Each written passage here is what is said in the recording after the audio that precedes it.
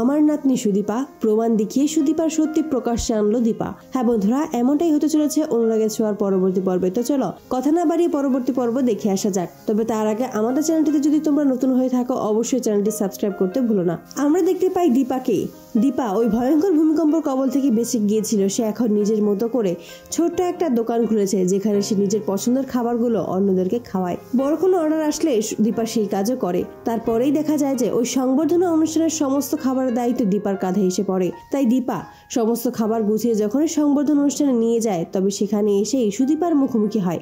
এতে করেই অবাক হয়ে যায় দীপা এক দেখাতেই সুদীপাকে চিনতে পারে, বুঝতে পারে যে এটাই হলো তার নাতনি সুদীপা সেনগুপ্ত, রূপার মেয়ে। তবে আর বাকিরা কোথায় আছে কিছুই জানে না।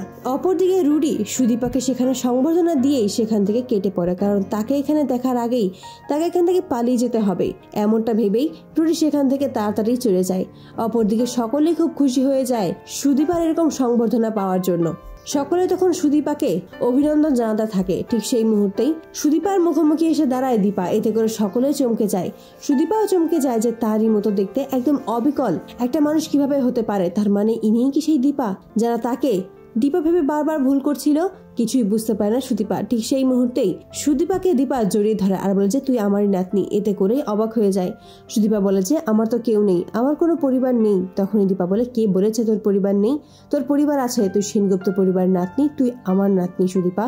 এতে করে সকলেই অবাক হয়ে যায় চৌধুরী বাড়ির। বড়মা তখন বলেছে আপনি এসব কি বলছেন? কি প্রমাণ আছে যে সুদীপা আপনার নাতনি?